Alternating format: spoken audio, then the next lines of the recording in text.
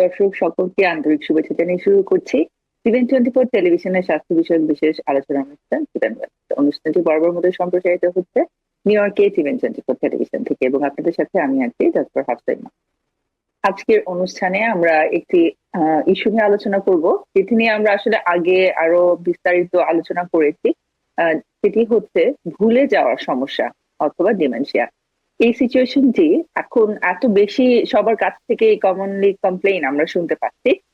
তো আজকে স্বল্প দৈর্ঘ্য আলোচনায় আমরা সিদ্ধান্ত নিয়েছি যে এর খুব গুরুত্বপূর্ণ ইনফরমেশন গুলো আমরা আবারও চেষ্টা করবো আপনাদের সাথে শেয়ার করবার জন্য। আমাদের সাথে আজকের অনুষ্ঠানে সংযুক্ত আছেন আমাদের বিশেষজ্ঞ চিকিৎসক নিউরোলজিস্ট ডক্টর দেবাশিস মৃধা।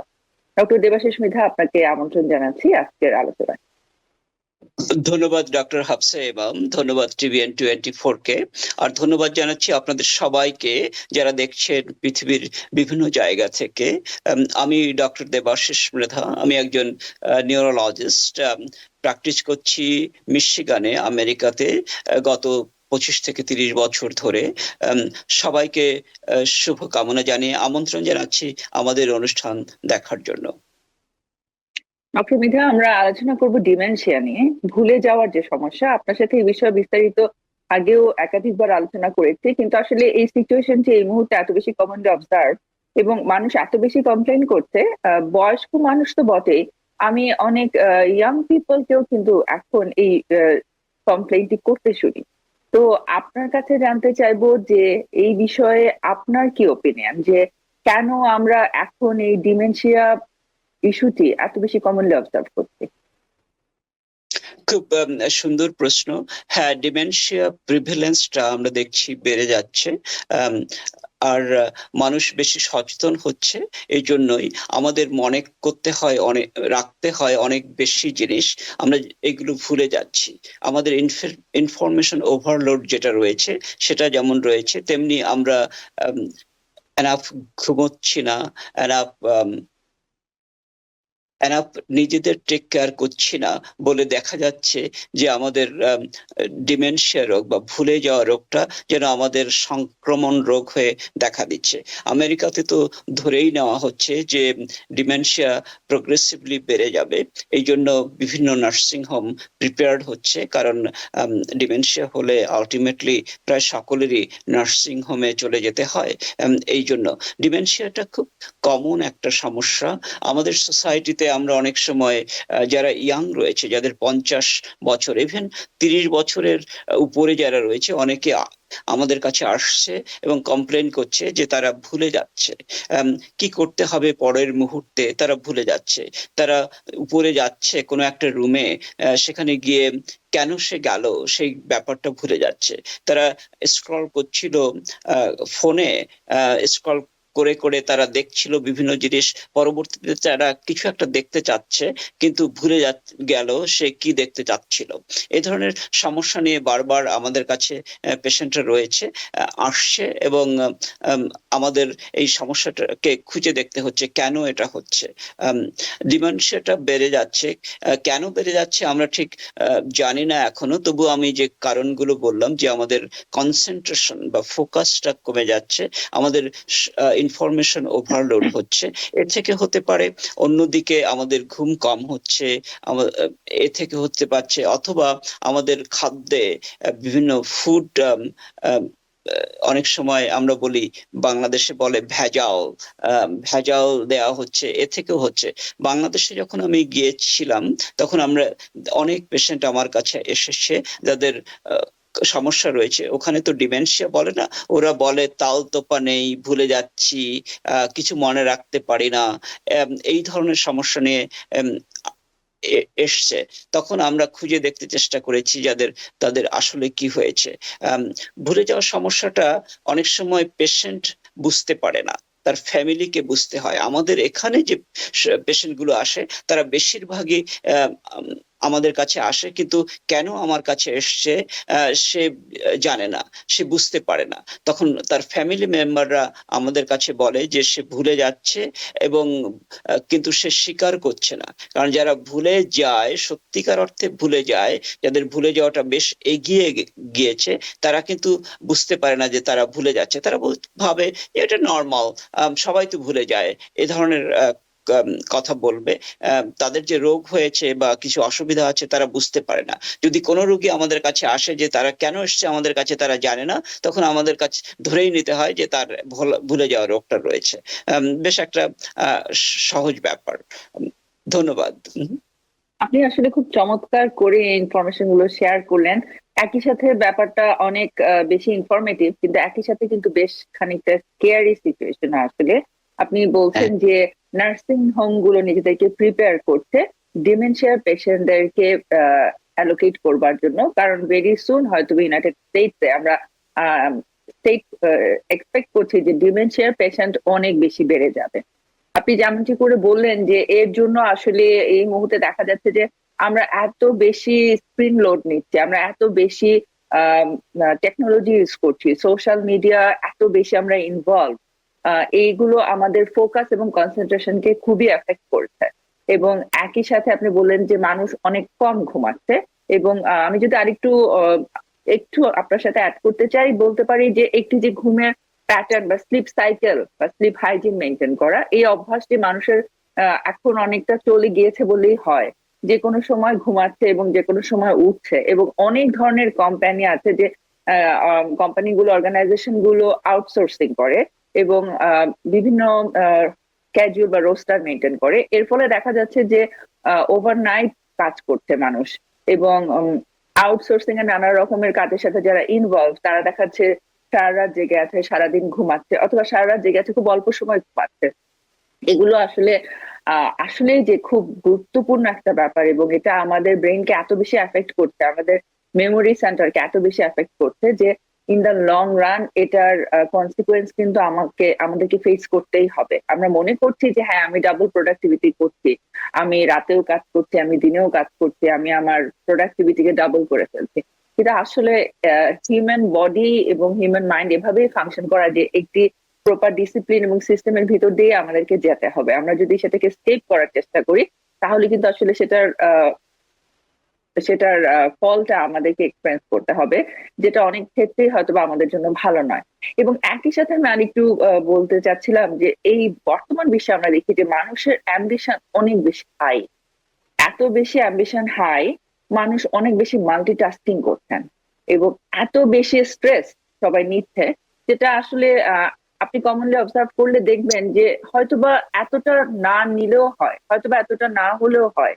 হ্যাঁ, দরকার ছিল না, হয়তোবা তার হয়তোবা অতখানি স্ট্রেস বা অত মাল্টিটাস্কিং না করেও সে অনেক বেটার ওয়েতে লাইফটাকে কন্টিনিউ করতে পারতো। কিন্তু সামহাও মানুষ এখন, আমি একটা প্রপার কাজ করছি কিন্তু আমি ভাবছি আচ্ছা ঠিক আছে আমি আরো আরেকটা পার্ট টাইম কাজ করি, বা আমি ঠিক আছে আরো দুটা পার্ট টাইম আমি কাজ করি, আমি উইকেন্ডেও কাজ করি।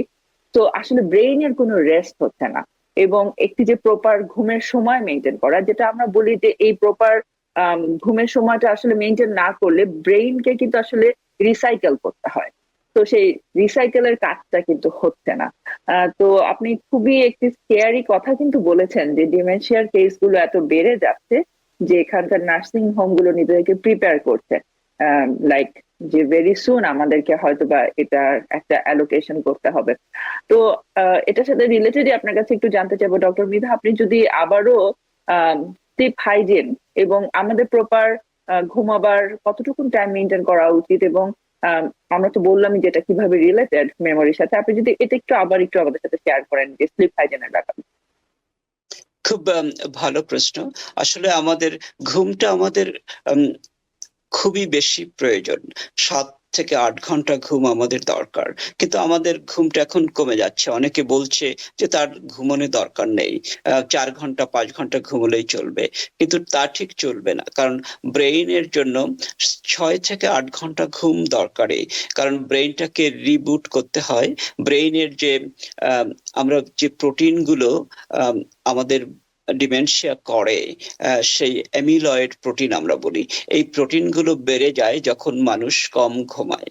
কিন্তু যখন মানুষ বেশি ঘুমায়, এই প্রোটিনগুলোকে আমরা ডাইজেস্ট করতে পারি বা রিসাইকেল করে ফেলতে পারি ব্রেইনের ভিতরেই, তখন দেখা যায় তাদের ডিমেনশিয়া হয় না। আমাদের একটা রিদম আছে, সার্কেডিয়ান রিদম, এই রিদমটাকে আমাদের ফলো করা দরকার। কিন্তু আমরা এই রিদমটা ইদানিং কাল ভুলে যাচ্ছি। আমাদের ব্রেইনও অ্যাডজাস্ট করতে পারছে না, তারা ভুলেই যাচ্ছে যে সার্কাডিয়ান রিদম বলে একটা রিদম রয়েছে, এটাকে আমরা ভুলে যাচ্ছি। বিশেষ করে আগেকার দিনে আমাদের বন্ধু বান্ধব ছিল 10 বা 15 জন, এখন আমাদের বন্ধু বান্ধব 10,000 থেকে 5,000 থেকে 10,000। তারা যা করছে আমরা তাদের সঙ্গে কম্পিট করতে চাচ্ছি প্রতি মুহূর্তে। আমরা যদিও আমরা বলি না, কিন্তু আমাদের মন অনেক সময় আমরা দেখি ফেসবুকে বা অন্য সোশ্যাল মিডিয়াতে, এগুলো দেখে দেখে আমরা কম্পিট করতে চাই। এটা আমাদের এক ধরনের স্ট্রেস তৈরি করে আমাদের ভিতরে। আমরা যেটা দেখি প্রতিনিয়ত, যে এই স্ট্রেসটা মানুষকে দুর্বল করে দেয়, অনেক সময় অসুখ করে দেয়। সবাই তো কন্ট্রোল করতে পারে না মনটাকে, সেটা থেকে এটা হয়। আর অনেক সময় আমরা বেডে ফোন নিয়ে যাই এবং ফোন দেখতে দেখতে ঘুমিয়ে পড়ি। ফোনের যে লাইটটা, এই লাইটটা আমাদের ব্রেইনটাকে চাঙা করে রাখার জন্য, যাতে আমরা শার্প থাকি, ওই লাইটটা আমাদের শার্প করে রাখে। কিন্তু এটা ঘুমের আগে যদি আমরা দেখি বা ঘুম থেকে উঠেই যদি দেখি, তখন আমাদের ব্রেইনটা প্রপার রেস্ট পায় না। তাই ঘুমাতে যাওয়ার ঠিক 1 বা 1.5 ঘন্টা আগে আমাদের ফোনটার দিকে তাকানো ঠিক হবে না। 1 ঘন্টা বা 2 ঘন্টা আগেই যদি আমরা বিরতি নিতে পারি। কিন্তু ইদানিং আমরা দেখছি প্রায় সব মানুষই, বিশেষ করে ইয়াং জেনারেশন যারা রয়েছে, তারা ফোন নিয়ে বেড়ে যায়, ফোন দেখতে দেখতে ঘুমিয়ে পড়ে। এর থেকে আমরা এখন আমাদের অনেক পেশেন্ট রয়েছে যারা 35 বা 36 বছর বয়স বা 50 বছর বয়স, তাদের ফরগেটফুলনেস হচ্ছে এবং তারা আমাদের কাছে আসছে। ঘুমটা খুবই দরকার। আমাদের ঘুমের কয়েকটা অংশ রয়েছে, আমরা বলি লাইট স্লিপ বলি, আর একটা রেম স্লিপটা আমাদের খুবই দরকার। কিন্তু বেশিরভাগ পেশেন্টের এখন আর রেম স্লিপ হচ্ছে না, কারণ তারা রীতিমতো ঘুমোতে যাচ্ছে না বলে, আর ব্রেইনটা রেস্ট পাচ্ছে না।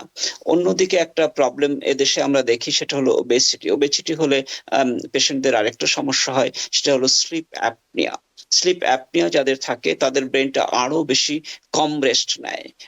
এই জন্য স্লিপটা খুবই দরকার। তাই আমি সবাইকে রিকমেন্ড করব, আপনারা নিয়মিত ঘুমোতে যান, 7 থেকে 8 ঘন্টা ঘুমোতে চেষ্টা করুন।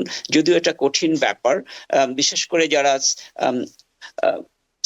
অন্য দেশে কাজ করেন বা রাতে কাজ করেন, তাদের জন্য এটা আরো বেশি ক্ষতিকর। কারণ দিনে ঘুমোলেও দিনের ঘুমটা আরো বেশি লম্বা হওয়া দরকার। যার রাতে যদি আপনার 7 ঘন্টা ঘুম দরকার, যে রাতে কাজ করেন তার দিনে 8 থেকে 9 ঘন্টা, মানে 1 ঘন্টা থেকে 1.5 ঘন্টা বেশি ঘুমানো দরকার। কিন্তু সে সময়টা আমরা পাই না। সেই যারা কাজ করেন রাতে, তারা দিনে এতটা সময় পায় না। বিশেষ করে যাদের ফ্যামিলি রয়েছে, তাদের জন্য আরো বেশি অসুবিধা। তাই ঘুম যদি আমরা রীতিমতো ঘুমাতে পারি, অন্তত একটা দিক আমরা ঠিক করতে পারি, যাতে আমাদের ফরগেটফুলনেসটা একটু কম হতে পারে। ধন্যবাদ।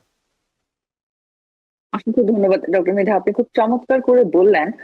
আমি জানতে চাইবো যে আসলে পেশেন্ট কি ধরনের সিমটম এক্সপেরিয়েন্স করলে বা কি ধরনের সিচুয়েশন ফেস করলে আপনি পেশেন্টকে সাজেস্ট করবেন যে পেশেন্ট যেন ডাক্তারের কাছে যায়?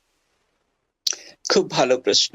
যখনই একজন যে যে বয়সের হোক না কেন, যদি দেখে যে সে মনে করছে পারছে না সে গতকাল কি খেয়েছে, সে মনে করতে পারছে না উপরে যাচ্ছে, বারবার করে মনে করতে পারছে না যে সে কেন আসছে, যদি সে প্রতি মাসে 3 বার থেকে 5 বার তার গাড়ির চাবি হারিয়ে ফেলে বা তার চশমাটা হারিয়ে ফেলে, তখন বুঝতে হবে যে তার সমস্যাটা একটু গভীরে। যদি 1 বার হারিয়ে যায় বা 2 বার হারিয়ে যায়, সেটা ঠিক আছে। কিন্তু 3-4 বার যদি হারিয়ে যায় 1 মাসের মধ্যে, তাহলে বুঝতে হবে তার সমস্যা রয়েছে, তার ইমিডিয়েট মেমোরি বা শর্ট টার্ম মেমোরিতে প্রবলেম রয়েছে। তখন তারা আস্তে আস্তে ডাক্তারের কাছে যেতে পারে। যদি তাদের ফ্যামিলি মেম্বার থাকে, যদি ফ্যামিলি মেম্বারের ডিমেনশিয়া থাকে এবং সে যদি দেখে যে তারও ভুলে যাওয়া রোগটা হচ্ছে, মানে ভুলে যাচ্ছে অলরেডি, সে নিজেই বুঝতে পারে যে সে একটা কিছু পড়লো, ঘন্টাখানেক পরে সে মনে করতে পারছে না কি পড়েছিল সে, তখন তার বুঝতে হবে যে তার তার তার একটা ডিমেনশিয়া হতে যাচ্ছে বা ফরগেটফুলনেস হচ্ছে, তখন সে ডাক্তারের কাছে যেতে পারে। এই ধরনের ছোট ছোট ব্যাপার নিয়ে ব্যাপারগুলোকে যদি সে খেয়াল করে তখনই বুঝতে পারবে তার ফরগেটফুলনেস হচ্ছে। যদি সে কোথাও যাচ্ছে হঠাৎ করে ভুলে যাচ্ছে যে ড্রাইভিং ডাইরেকশনটা, তখন তাকে ডাক্তারের কাছে যেতে হবে।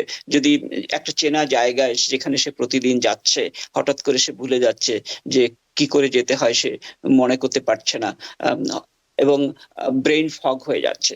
একজন লোক সে যদি ভুলে যায়, তার সোশ্যাল সিকিউরিটি নাম্বারটা ভুলে যাচ্ছে, ফোন নাম্বারটা ভুলে যাচ্ছে, এরকম যদি বারবার হয় তখন তাকে ডাক্তারের কাছে যাওয়া দরকার, আমি মনে করি। ধন্যবাদ। আমরা যেরকম আলোচনা করছিলাম যে এখন অল্প বয়সের মানুষের ভিতরে আসলে এই ভুলে যাওয়ার সমস্যাটা কমন কমন, এবং আপনি যেরকম করে বললেন যে পেশেন্ট কিন্তু অনেক সময় নিজে বুঝতেই পারেন না যে তার আসলে যে এই ভুলে যাওয়ার সমস্যাটি হচ্ছে। অল্প বয়সের যারা যেসব অল্প বয়স রেঞ্জের যেসব পেশেন্ট আছে তাদের ক্ষেত্রে যেটা হয় যে তারা এত বেশি বিজি থাকে, এত বেশি মাল্টিটাস্কিং করছে, কম ঘুমাচ্ছে। আপনি আপনি এটাও বলেছেন যে পেশেন্ট মনে করে যে এটা স্বাভাবিক, এটা সবারই হচ্ছে, আমারও হচ্ছে। তো আসলে পেশেন্ট যদি এরকম আপনি আরো একটি কথা আমরা আগেও আলোচনা করেছিলাম যে খুব কমন একটি সিচুয়েশন, যে একটি কাজ করার জন্য হয়তোবা সে এক রুম থেকে আরেক রুমে যাচ্ছে এবং যেতে যেতেই সে ভুলে যাচ্ছে যে কেন যাচ্ছিল, এবং এটা হয়তোবা খুব কমনলি সে এক্সপিরিয়েন্স করে, কিন্তু সে বুঝছে না যে এটি আসলে তার আর্লি সাইন অফ ডিমেনশিয়া। তো যে পেশেন্ট এই ধরনের সিচুয়েশন এক্সপিরিয়েন্স করছেন তাদের জন্য আপনি কিছু অ্যাডভাইস করবেন কিনা, যে তাদের কি ধরনের তাহলে তাদের কি ধরনের প্রিভেনশনের জন্য যে কোনো স্টেপ নেওয়া উচিত কিনা, বা কি ধরনের স্টেপ তাদের নেওয়া উচিত এই সিচুয়েশন যারা এক্সপিরিয়েন্স করছেন? হ্যাঁ, যখনই কেউ একজন রিয়েলাইজ করছেন যে তাদের এ ধরনের সমস্যা হচ্ছে, তাদের সচেতন হয়ে যাওয়া উচিত। সচেতন হয়ে গিয়ে সাধারণত জীবনকে একটু অন্যরকম ভাবে নিতে হবে, যে স্ট্রেসটাকে কমিয়ে দিতে হবে। আমাদের প্রতিনিয়ত যে স্ট্রেস রয়েছে, সারাক্ষণ আমরা সোশ্যাল মিডিয়াতে যাচ্ছি, সোশ্যাল মিডিয়া আসলে স্ট্রেস তৈরি করে। কারণ আপনি কোনো স্ট্রেসফুল সিচুয়েশন দেখলে আপনার ভিতরে একটা স্ট্রেস হয়, যখন স্ট্রেস হয় তখন আপনার ব্রেইনে একটা হরমোন সিক্রেট হয়, অ্যাড্রেনালিন, নন অ্যাড্রেনালিন, এবং এটা আমাদের ক্ষতি করে, আমাদের ব্রেনটাকে ক্ষতি করে। তাই স্ট্রেসফুল সিচুয়েশন থেকে এড়িয়ে থাকা ভালো। অনেক বন্ধু বান্ধব বা অনেক পেশেন্টকে আমরা রিকমেন্ড করি সোশ্যাল মিডিয়া থেকে একটু দূরে থাকার জন্য, বা 1 ঘন্টা সময় দেওয়া সোশ্যাল মিডিয়াতে, এর বেশি সময় না দেওয়া। অনেকে আছে 24 ঘন্টায়, মানে 24 ঘন্টা না, 12 ঘন্টা সোশ্যাল মিডিয়াতে থাকে। এইটা একটা ব্যাপার। আমরা রিকমেন্ড করি তাদের ঘুমের কথা যেটা বললাম, যে রেগুলার একটা নির্দিষ্ট সময় বেডে যাওয়া, নির্দিষ্ট সময়ে জেগে ওঠা, সকালে বিকেলে এক্সারসাইজ করা। এখন যেটা আমরা বলি সাধারণত, যে যেহেতু আমাদের মনটা চঞ্চল হয়ে থাকে, স্ট্রেসফুল থাকে, আমাদের ফোকাসটা কমে যাচ্ছে, তাই ফোকাস রিলেটেড কোনো ব্যায়াম করা, ফোকাস টাকে যাতে ইমপ্রুভ করা যায়, এই ধরনের ব্যায়াম আছে, তাই চি আছে, বা আমাদের দেশে যেটা থাকে মেডিটেশন আছে, ইয়োগা আছে। মেডিটেশনটা খুবই ভালো এই জন্য, যে ফোকাসটাকে বাড়িয়ে দেওয়ার জন্য। বিশেষ করে ট্রান্সেন্ডেন্টাল মেডিটেশন যেটা রয়েছে, ওটা আপনার ফোকাসটাকে ইমপ্রুভ করে। ফোকাসড মেডিটেশন রয়েছে, বিশেষ করে এটাকে আমরা অনেক সময় প্রেসক্রাইব করি, যাতে করে তারা ফোকাস করাটাকে বাড়িয়ে দিতে পারে। আর ফোকাসটা বেড়ে গেলে আমরা অনেক সময় দেখি যে ব্রেইনটা বেশ ভালো কাজ করছে। আসলে যাই হয় আমাদের জীবনে, আমরা যাই করি না কেন, সবকিছুতেই করতে গেলে আপনার সেটার উপর ফোকাস করতে হয়। তাই মেমোরিটাকেও বাড়াতে হলে আপনার ওইটার উপরে ফোকাস করতে হবে। যেমন আপনি ডাক্তার হতে যাচ্ছেন বা ইঞ্জিনিয়ার হতে যাচ্ছেন, ওই ব্যাপারে আপনার ফোকাসটা যদি থাকে তখনই আপনি ডাক্তার বা ইঞ্জিনিয়ার হতে পারেন। বা যখন আপনি রান্না করেন, রান্নার উপরে আপনার ফোকাস দিতে হয়। ঠিক তেমনি ভাবে যে কোনো কিছু করেন সেইটা নিয়ে ফোকাস করলে দেখবেন যে আপনার মেমোরি ভালো হয়ে যাবে। আর ফোকাস মেডিটেশন করলে আপনি একদিন যদি করেন, মাত্র একদিন, তার পরের দিনই দেখবেন যে আপনার মেমোরিটা ভালো হয়ে যাচ্ছে, এবং আপনি শিখে যাবেন যে ফোকাস করাটা কতটা চেঞ্জ করে দিয়েছে আপনার ব্রেনকে। এটা বেশ একটা বড় ব্যাপার। আর যেটা বলি সেটা হলো ফুড ইনটেক, যে ফুডগুলো আপনাদের আমাদের মেমোরিকে ভালো করবে সেই ধরনের ফুড ইনটেক করলে ভালো হয়। ভেজিটেরিয়ান টাইপস ফুড বেশ ভালো। মিট খাওয়া ভালো, কিন্তু মিট তো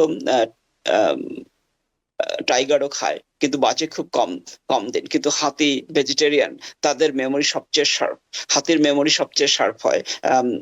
সেটাও আমাদের মানে প্রকৃতি থেকে আমরা দেখতে পাই। এইগুলোই বলতে চাই। তা ঠিক আছে, তুমি এখানে যেরকম আমরা বলে থাকি যে ব্রেইন ফুড বলে আমরা কিছু ফুডকে চার্ট করেছি, এবং সেই খাবারগুলো আসলে খুব এনকারেজ করা হয় এখনকার সময় মানুষকে খাবার জন্য। তো আমরা চলে এসেছি আলোচনার শেষ পর্যায়ে। তো সর্বশেষে আপনার কাছে জানতে চাইবো যে পেশেন্টদের উদ্দেশ্যে যদি আপনার কোন অ্যাডভাইস থাকে। ধন্যবাদ। আমি যেটা বলতে চাই যে জীবনকে সহজ করে নিন। রবি ঠাকুর একবার বলেছিলেন, it is very easy to be happy, but it is very difficult to be simple. It is very simple to be happy, but it is very difficult to be simple. সুতরাং আমরা সিম্পল হতে ভুলে যাচ্ছি। আমাদের জীবনটাকে সহজ করে নিতে হবে। সহজ করলে দেখা যাবে যে আমাদের মেমোরিটাও ভালো হচ্ছে। একটা সহজ জীবন যাপন করুন, ফোকাসড জীবন যাপন করুন। অন্য কি করছে সেটাকে দেখে দেখে স্ট্রেস নেবেন না। আমাদের অনেকে এই স্ট্রেস নিচ্ছে। আমাদের আসলে ইনফরমেশনের যুগ, তো এটা ইনফরমেশন বার্ডেন যেটা আর কি, এটা আমাদের আঘাত করছে, আমাদের কষ্ট দিচ্ছে আসলে, যেটা আমরা বুঝতে পারছি না। এই জন্য এআই চলে আসছে। এআইটা আমাদের জীবনটাকে একটু সহজ করে দেবে, কিন্তু তবু আমাদের ইনফরমেশন বার্ডেনটা ক্ষতি করবে। তাই ইনফরমেশন নেওয়া ভালো, জানা ভালো, কিন্তু খুব বেশি জানতে গেলে আমাদের ব্রেইন এটাকে টেক করতে পারছে না। এটা একটা ব্যাপার। আর ঘুমোতে চেষ্টা করুন প্রতিদিন 8 ঘন্টা। ফোনটাকে প্রতিদিন বেডে নিয়ে যাবেন না, ফোনটা নিচে বা অন্য কোথাও রেখে যান, তাহলে ভালো হবে। একটু দূরে রাখুন। আর আর আর তেমন কিছু বলতে চাই না, এটাই। আর যদি আপনি ভুলে যান, মনে করেন যে আপনি ভুলে যাচ্ছেন বারবার, তখন ডাক্তার কাছে আপনি এ কথাটা বলতে পারেন যে আপনি ভুলে যাচ্ছেন, কিছু করার কি আছে কিনা। তাহলে তারা উপদেশ দেবে। তখন আমাদের কাছে এলে আমরা বিভিন্ন ধরনের টেস্ট করব। যদি ফ্যামিলি হিস্টোরি থাকে কোনো ডিমেনশিয়া, তাহলে তো আপনাকে আগে থেকেই সচেতন হয়ে যেতে হবে। কারণ ফ্যামিলি হিস্টোরি থাকলে আপনার chance of dementia 50% or more. এই জন্য আপনাকে খুব সচেতন হয়ে যেতে হবে। জীবনটাকে সুন্দর করে তুলুন, সহজ করে তুলুন। ধন্যবাদ আপনাদের। অসংখ্য ধন্যবাদ। সুপ্রিয় দর্শক, আমরা চেষ্টা করেছি আমাদের এই স্বল্প সময়ের আলোচনা আপনাদের সাথে গুরুত্বপূর্ণ ইনফরমেশন গুলো শেয়ার করবার জন্য, যেন ডিমেনশিয়ার মতো সিচুয়েশনকে আমরা প্রিভেন্ট করতে পারি। আশা করি এই আলোচনাটি আপনাদেরকে উপকার দিবে এবং ইনফরমেশন গুলো মেনে চললে আপনারা সবাই সুস্থ থাকতে পারবেন। আমাদের সাথে সংযুক্ত ছিলেন বিশেষজ্ঞ চিকিৎসক neurologist doctor Debashis Mridha. Doctor Mridha, আপনাকে TVN24 এর পক্ষ থেকে জানাচ্ছি বিশেষ কৃতজ্ঞতা। ধন্যবাদ ডক্টর হাফসা ইমাম, এবং ধন্যবাদ TVN24 কে। শুভকামনা আপনাদের সকলের জন্য। সুপ্রিয় দর্শক, সকলে নিরাপদে থাকুন, সুস্থভাবে থাকুন। ধন্যবাদ। TVN24 টেলিভিশন দেখতে আজই কল করুন 7187776556। লগ ইন করুন www.totalcablebd.com। নিউ ইয়র্ক থেকে সম্প্রচারিত TVN24 টেলিভিশন বিশ্বজুড়ে বাঙালির কণ্ঠস্বর।